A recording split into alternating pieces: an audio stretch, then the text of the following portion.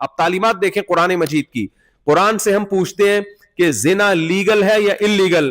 قرآن کہتا ہے لا تقربوا الزنا, زنا کے قریب بھی مت پھٹکو, انہ کان فاحشۃ, یہ بہت بڑی بے حیائی ہے, وساء سبیلا, اور اپنی خواہش کو پورا کرنے کا انتہائی بدترین راستہ ہے یہ. کیوں بدترین راستہ ہے؟ اللہ نے اس کا بھی جواب دیا قرآن کریم میں, هو الذی خلق من الماء بشرا, اللہ نے انسان کو پانی سے پیدا کیا, لیکن جانوروں کی طرح پیدا نہیں کیا کہ جب وہ دنیا میں آیا تو نہ ننیال ہے نہ ددیال ہے, یہ تو گدھے گھوڑوں کے ساتھ ہوتا ہے. تم انسان ہو, فجعلہ نسبا وصہرا, تمہیں نسب ددیال ننیال دے دیا, اور بلوغت کے بعد ایک اور خاندان دیا جس کو سسرال کہا جاتا ہے, صہرا, مصاہرہ. یہ دو خاندانوں میں پیدا ہوتا ہے. یہ خاندان زنا سے وجود میں نہیں آتے, گرل فرینڈ بوائے فرینڈ سے وجود میں نہیں آتے, یہ بیوی سے وجود میں آتے ہیں, شوہر سے وجود میں آتے ہیں. اس لیے اللہ نے کہہ دیا زنا کے جو نتائج ہیں انتہائی بدترین نتائج ہیں, اس لیے لا تقربوا الزنا, تم زنا کے قریب بھی مت پھٹکو. اب اللہ جب قانون سازی کرتا ہے اس کا کوئی مفاد نہیں ہے, اس کو کوئی اس سے دلچسپی نہیں ہے کہ میں کسی کام کو لیگل کروں گا تو میرا کیا فائدہ, انلیگل کروں گا تو میرا کیا نقصان. دنیا جب قانون سازی کرتی ہے تو اس میں سب سے پہلے اپنے آپ کو سامنے رکھتی ہے. وہ اللہ نے شراب کے بارے میں حکم نازل کر دیا, انما الخمر والمیسر والانصاب والازلام رجس, شراب جوا پلید عمل ہے, غلیظ عمل ہے, صرف ناجائز نہیں ہے, انتہائی غلیظ. کل دیکھیں اللہ یہ بھی کہہ سکتا ہے اللہ حرام ہے, اللہ نے پلید کہہ کے نا گھن آتی انسان کو گندگی سے, گو ہے, گوبر ہے, یہ اس کے قریب مت جاؤ. تو اللہ نے واضح لفظوں میں 1400 سال پہلے یہ حکام نازل کی ہے. 1400 سال پہلے اللہ نے بتا دیا دنیا میں دو طرح کے لوگ ہیں, کچھ رشتہ داری توڑنے والے, کچھ رشتہ داری جوڑنے والے. توڑنے والے اللہ کو پسند نہیں ہے, جوڑنے والے اللہ کو پسند ہے. قرآن میں کتنے اہتمام سے اللہ نے رشتوں کا نام لیا ہے, وبنات عمک وبنات عماتک لیس علیکم جناح ان تدخلوا من بیوتکم او بیوت آبائکم او بیوت امہاتکم او بیوت اعمامکم او بیوت عماتکم او بیوت اخوالکم او بیوت خالاتکم. ایک ایک رشتے کا نام اللہ کہتے ہیں تمہارے میں کوئی حرج نہیں ہے تم اپنے باپ کے گھر سے کھانا کھاؤ, ماں کے گھر جاؤ, پھپھی کے گھر جاؤ, اور چاچو کے گھر جاؤ, اور خالہ کے گھر جاؤ, اور ماموں کے گھر جاؤ. بھائی اللہ کہہ سکتا اپنے ریلیٹیوز کے گھر جا سکتے ہو, لیکن ایک ایک رشتے کا اللہ نے نام لیا, یہ بتانے کے لیے کہ اسلام فیملی کو ویلیو دیتا ہے. تو فیملی والا آدمی اللہ کی نظر میں محبوب ہے, پسندیدہ ہے. گرل فرینڈ بوائے فرینڈ سے فیملیاں وجود میں نہیں آتی, تو ہمارے رب نے اس سسٹم کو حرام قرار دے دیا. بتاؤ یہ خدائی تعلیمات کے علاوہ کسی اور کی تعلیمات ہو سکتی ہے ایسی؟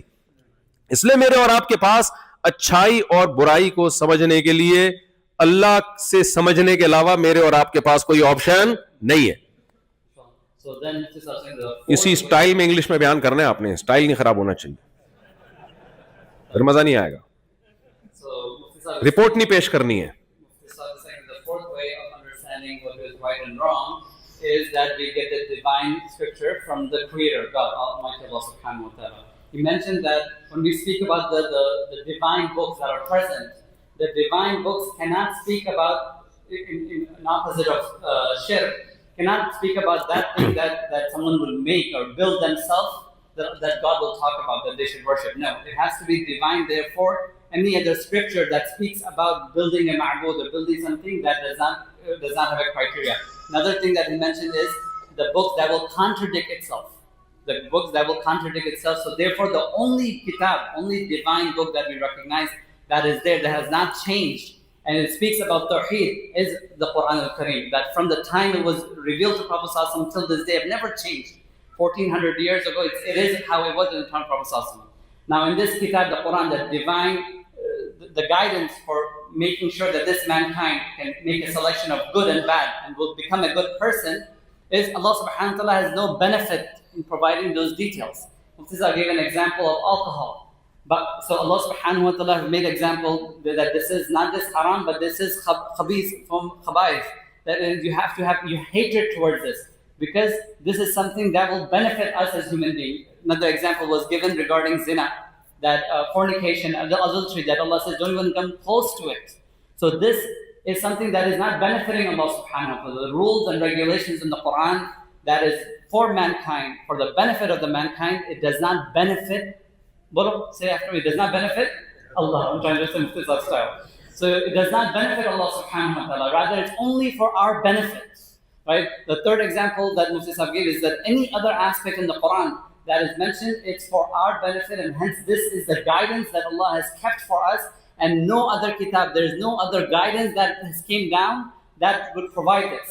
So we have to, my dear brothers and sisters, accept this as a divine command from Allah subhanahu wa ta'ala that will benefit us and will provide us the criteria of being good, and also provides the criteria of being bad, so that we can make the right choices. تو یہ جو میں نے قرآن کی آیت پڑھی ہے نا، یہی ہے فَأَمَّا مَنْ طَغَى وَآثَرَ الْحَيَاةَ الدُّنْيَا فَإِنَّ الْجَحِيمَ هِيَ الْمَأْوَى. اللہ کہتا ہے کہ میری نظر میں برا وہ ہے کہ جب دنیا اور آخرت کا ٹکراؤ ہو، کچھ خواہشات ہماری ایسی ہیں جو حلال ہیں، ہم کھانا کھاتے ہیں، ٹریولنگ کرتے ہیں، اور دنیا کی بہت ساری لذتوں سے ہم فائدہ اٹھاتے ہیں. ہمارے رب نے ان کو ہمارے لیے حلال قرار دیا ہے، اس میں کوئی مواخذہ نہیں ہے. قل من حرم زینت اللہ التی اخرج لعبادہ والطیبات من الرزق. کون ہے جس نے زینت کو حرام کر دیا، اور پاکیزہ رزق کو کون حرام کرتا ہے؟ اللہ نے اس لیے کہا کہ آج بھی کچھ لوگ ہیں جو حرام کرتے ہیں، حلال چیزوں پہ بھی پابندیاں لگائی بھی انہوں نے. تو اللہ نے کہا یہ سب، لیکن پاکیزہ روزی ہونی چاہیے. لیکن کچھ چیزیں ایسی ہیں کہ اگر ہم ان اپنی خواہشات کی طرف جاتے ہیں تو اس میں آخرت میں اللہ کہتا ہے تم اپنا نقصان کر رہے ہو.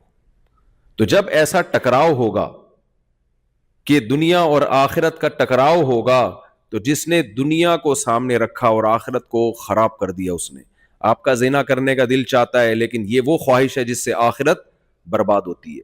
آپ چوری کا مال کھاتے ہو، یہ وہ خواہش ہے جس سے آخرت برباد ہوتی ہے. آپ شراب پیتے ہو، آپ کی خواہش پوری ہو رہی ہے، لیکن وہ خواہش ہے جس سے آخرت خراب ہو رہی ہے.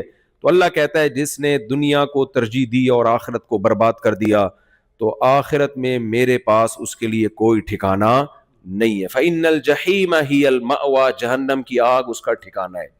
وَأَمَّا مَنْ خَافَ مَقَامَ رَبِّهِ وَنَهَى النَّفْسَ عَنِ الْهَوَىٰ. اور جو اپنے رب کے سامنے کھڑے ہونے سے ڈر گیا، اس کو احساس ہوا کہ جو کچھ میں کر رہا ہوں کل اللہ کے سامنے مجھے اس کا حساب دینا ہے، اور کتنا خوف پیدا ہوا اس کے اندر. وَنَهَى النَّفْسَ عَنِ الْهَوَىٰ. الف لام عہد کا یہاں پہ بری خواہشات سے اپنے آپ کو روک لیا اس نے. خواہشات سے نہیں، بلکہ کس سے؟ بری خواہشات سے. الہوا مخصوص قسم کی خواہشات. وہ بری کا مطلب کون سی بری؟ جس کو خدا نے برا کہا ہے. ہو سکتا ہے انسان اس کو برا نہ کہتے ہوں، لیکن اللہ نے اس کو کیا کہا ہے؟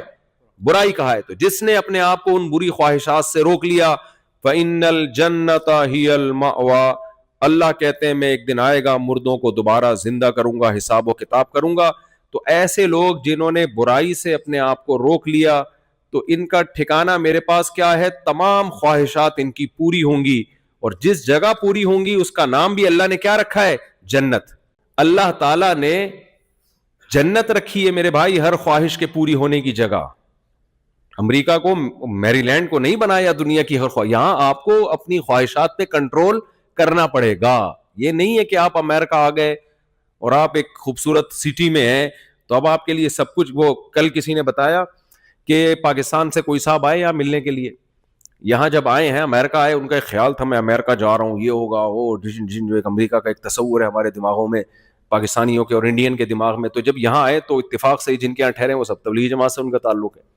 بچیوں کا سب کا اسکارف تھا، نماز کے ٹائم پہ نمازیں بھی، سردیوں میں نمازیں بھی، ابھی تو گرمیاں ہیں لیکن سردیوں میں ٹھک ٹھک نمازیں بھی جلدی ہوتی ہیں. تو انہوں نے کہا یار میں عمرے پہ ہی چلے جاتا، زیادہ اچھا تھا. میں تو امریکہ آیا تھا، بڑے خواب دیکھے تھے، یہ تو میں ایسی جگہ آ گیا ہوں کہ اس سے بہتر تھا میں کیا کرنے چلا جاتا، عمرہ کرنے. تو بھائی خواہشات پاکستان میں بھی حرام ہیں، ناجائز خواہشات. وہ انڈیا میں بھی حرام ہے، بنگلہ دیش میں بھی حرام ہے، افغانستان میں بھی حرام ہے، پاکستان میں بھی کیا ہے؟ حرام ہے. اور امریکہ میں میری لینڈ میں بھی کیا ہے؟ وہ حرام ہے. کیونکہ یہ زمین کس کی ہے؟ اللہ کی. تو آپ کو ناجائز خواہشات کو پورا کرنے کی اجازت نہیں ہے. اس کے بارے میں قیامت میں اللہ سے سوال ہوگا. اور یاد رکھو ہم شراب کو، زنا کو، جوئے کو تو حرام سمجھتے ہیں، لیکن ایک جرم ہم کر رہے ہوتے ہیں. جس اسٹیٹ میں آپ رہتے ہیں اس اسٹیٹ کے قوانین کو توڑنا اور اسٹیٹ کے ساتھ بے وفائی کرنا، پورے بینیفٹس اسٹیٹ سے لینا، اور جب اسٹیٹ کے حق ادا کرنے کی باری آئے، ٹیکس دینے کی باری آئے تو اس میں ڈنڈی مارنا. کیا یہ غیرت مند لوگوں کا کام ہو سکتا ہے؟ یوسف علیہ السلام جب مصر میں تھے تو غیر مسلم اسٹیٹ تھی. یوسف علیہ السلام سے خواب کی تعبیر پوچھی گئی, آپ نے خواب کی تعبیر بھی بتائی, اور یہ بھی بتایا کہ 7 سال جب قحط پڑے گا تو اگلے 7 سال کے لیے کیسے آپ نے مصر کی اکانومی کو مضبوط کرنا ہے, تاکہ جب قحط پڑے تو اس میں ہم کیسے 7 سال اسٹور کر سکیں.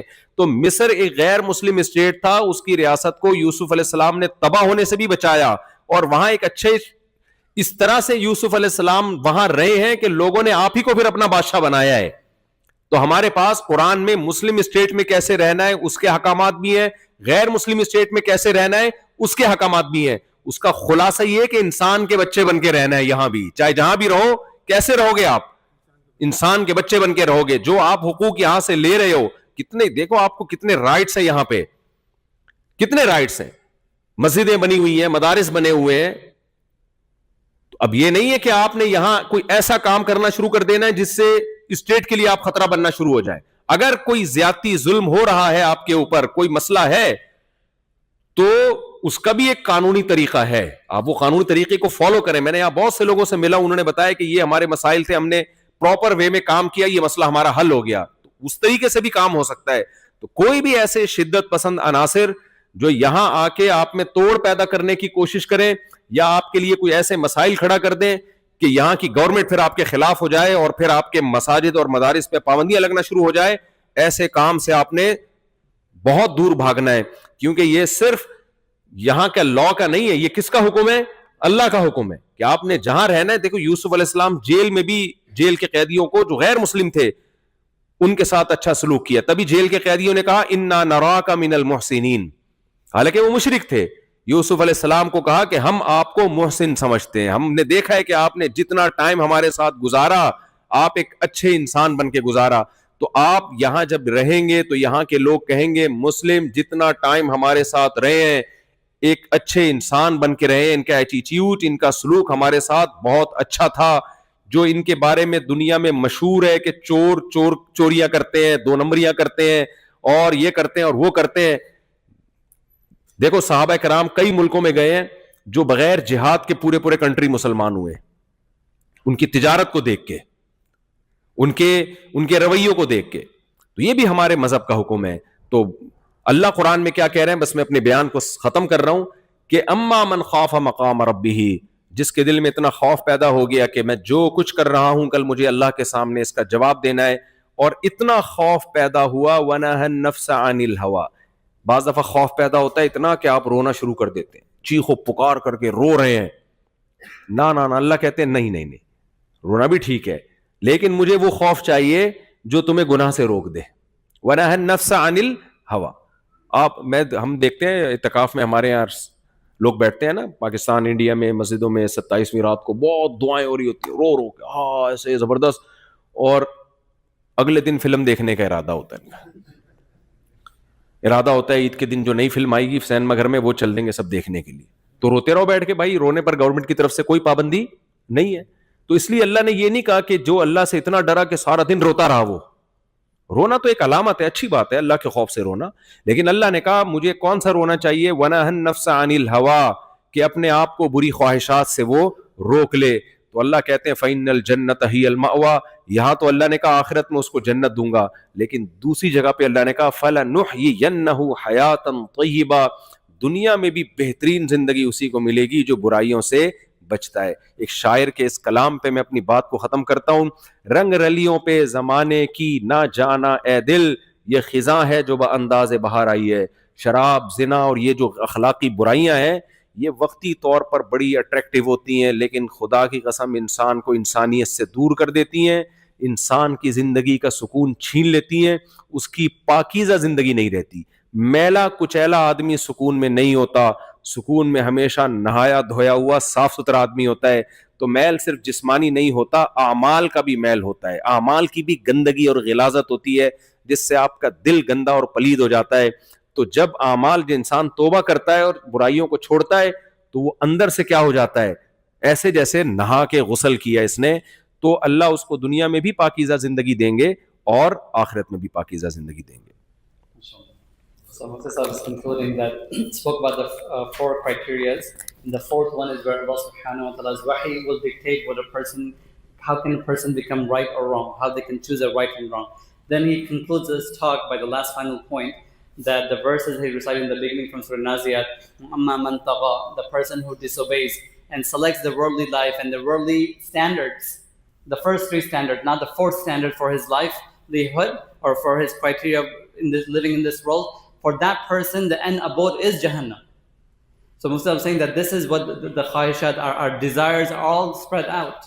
And we have to put the criteria of the fourth standard that he mentioned, which is Allah's standard. If you break Allah's standard, even though you may be acceptable or you may have acquired few things in this world, you will face the ultimate abode in Jahannam. And then the second verse that Allah says, وَمَنْ خَافَ, the person that who has taqwa, the one who fears Allah subhanahu wa ta'ala, and then who puts away the khahishat, the desires, the evil desires of this world. Mufti have said, in this world Allah has kept us desires, the halal desires, the standards of that's sent by Allah subhanahu wa ta'ala, like eating halal food, halal income, marrying, like having a relationship in the marriage. But if those are broken, that meaning if it's done without the standards of Allah, that you eat something but that's haram, you earn something that is haram, right? You have a relationship but that's not in marriage, out of wedlock. So then these criterias will demand the Jahannam. But that person who fulfills the command of Allah subhanahu wa ta'ala, who believes in Allah subhanahu wa ta'ala, has the taqwa and the conscience of Allah, وَنَهَنْ نَفْسِ عَنِ الْهَوَىٰ, and then he controls himself from evil desires, then Allah says that they will end abode will be Jannah. They will stay in Jannah forever. Another verse he mentioned that وَلَنُحْيِيَنَّهُمْ حَيَاةٌ طَيِّبَةٌ, Allah will not only in Jannah but also in this world they will live in a very beautiful manner. And Mufti was saying that, mashallah, I came here to Maryland, it was very beautiful and a very nice place to stay. He's like, it almost looks like Jannah. Then he gave a beautiful example of وَلَنُحْيِيَنَّ حَيَاةٌ طَيِّبَةٌ, under that Allah also taught us how to live, not just in a place where it's easy to follow Islam, but even in a place like America where it might be difficult or you don't have the majority Muslims. Example he gave is the example of Yusuf alayhi salam, the story of Yusuf alayhi salam, that he was imprisoned in a non-Muslim country, but his character, his akhlaq, and what defined him as a good person from Allah subhanahu wa ta'ala allowed others to gravitate towards him. That he, when the dream was seen and then he interpreted the dream for the benefit of the nation in which he was living in. The benefit was such that when he gave the tafsir or the ta'bir of the ru'ya, of the dream, that benefited the whole country. The king and the people were so impressed by someone who came from outside but had the qualities that was shown to him by Allah subhanahu wa ta'ala. That at the end, not only they made him the leader, but also they recognized him as a salihun, among the righteous person. Later on, he became the king and the leader of the country. So he's saying, my brothers and sisters, that when we are living in the countries, when we're living in a non-Muslim country, whether if you're living in a Muslim country or a non-Muslim country, the criteria for acceptance from Allah subhanahu wa ta'ala needs to be followed. It doesn't mean that we follow deen in a certain place and you don't follow deen in another place. He gave a very good incident that happened with a friend of his. They came from Pakistan thinking, mashallah, finally I get to come to America. They had all the different concepts and the pop culture in their mind. And then finally they came, they were living in mashallah, a very righteous family. And then later on they found out that this righteous family, this is America, but they are following deen. They're praying salah on time. They're abiding to the Islamic dress code and whatnot. Then he's like, why did I come to America? Because in this mind, some people's mind is that when we go to America, we can live our dreams. We could do whatever we want, as if there's no law of Allah. It's like, no. And this person ended up saying that if I wanted to follow all this, might as well go to do Umrah. So Mufti Sahib is saying that here in this country, it's our responsibility that we fulfill. One of the fulfillment of the commands of Allah is that we follow the laws of the nation, laws of the land, that we abide by the laws of the land. And if there is any contradiction, then we follow the rules and regulations and the governance of the land. Then at the end, he mentioned that, this is the ultimate nature of Allah's divine presence in this world, that we follow the doctrine and the rules and regulations, the good and bad, the criteria, what makes a person good and what the criteria that makes a person bad is defined in these verses. So his humble appeal is learn and follow, because this is ultimate our success in this world. And then, of course, as I mentioned earlier, this will also provide us to be a successful and happy in this world. Allah says, we will allow you to see a good life in this world, and most importantly, the hereafter, when we will go meet our Allah subhanahu wa ta'ala.